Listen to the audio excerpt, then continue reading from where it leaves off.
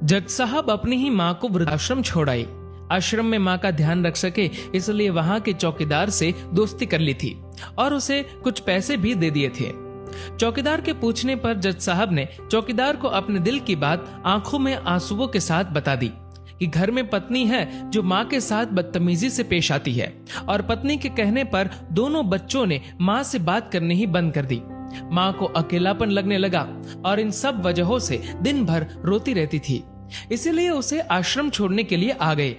तो चौकीदार ने कहा, जज साहब आपके सामने सारे सबूत थे कि कौन सही और कौन गलत है, लेकिन अपनी ही माँ के साथ न्याय नहीं कर पाए तो औरों के साथ क्या न्याय करते होंगे आप।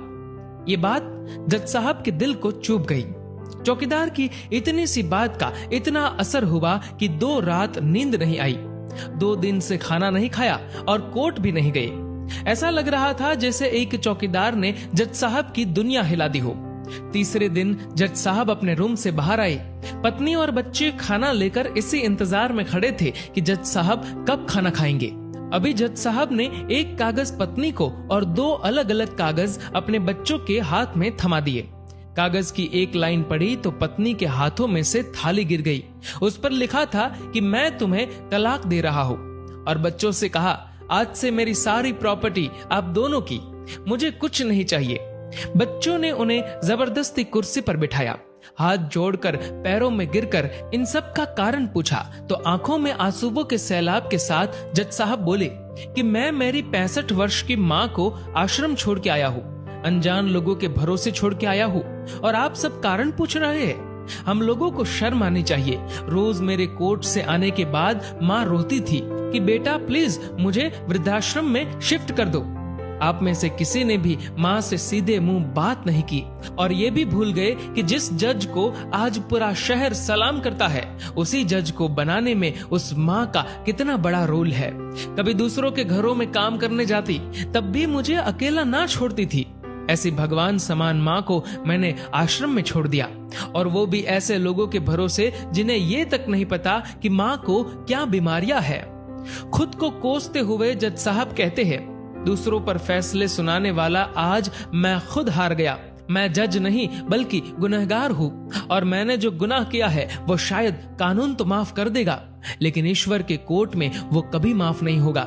ये कहते हुए जज साहब बोले कि अब मैं अपने पापों का प्रायश्चित करने जा रहा हूँ। मैंने अपना सब कुछ आप लोगों को सौंप दिया है और अब अपनी माँ के साथ आश्रम में रहूंगा और उनकी सेवा करूंगा। पत्नी से जज साहब ने कहा कि याद रखना, आज तुमने उस माँ को आश्रम भिजवाया, तुम भी एक माँ हो, कल तुम्हें भी कोई आश्रम भेजेगी, तब तुम्हें मेरे इन शब्दों का अर्थ सही मायने में समझ आएगा। ये बोलकर जज साहब आश्रम के लिए चल दिए। आधी रात को चौकीदार भी जज साहब को देखकर चौंक गया। आश्रम के अंदर दाखिल हुए तो देखा माँ सो रही थी। करीब जाकर देखा तो पूरे परिवार की तस्वीर से लिपटकर रोते हुए माँ सो गई थी। आश्रम का प्रशासन भी जाग गया, क्योंकि पीछे पीछे पत्नी और बच्चे भी आ गए थे। उन्हें ये एहसास हो गया था कि उन्होंने क्या पाप किया है। तभी आश्रम की एक कर्मचारी बोली, हम इन्हें आपको नहीं सौंप सकते, क्या पता कल आप इन्हें मार दो तो। ये सुनते ही जज साहब की पत्नी को दिल में बहुत दर्द हुआ।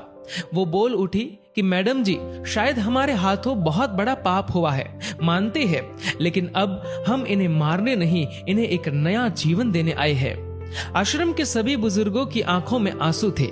सब के सब रो पड़े। खुशी के आंसुओं के साथ माँ को घर ले आए। लेकिन वही आश्रम में अनेक आंखें ऐसी थी जो किसी ना किसी का इंतजार कर रही थी। माँ, तेरा कर्ज मुझसे अदा क्या होगा, तू अगर नाराज है तो खुश मुझसे खुदा क्या होगा। दोस्तों, इस कहानी को लेकर आपकी क्या राय है, नीचे कमेंट करके जरूर बताएगा। और दोस्तों, अगर आपको ये वीडियो पसंद आए तो इस वीडियो को लाइक करेगा और ज्यादा से ज्यादा लोगों तक शेयर करेगा। और ऐसे ही और भी इंस्पिरेशनल वीडियोस के लिए सब्सक्राइब करें हमारे YouTube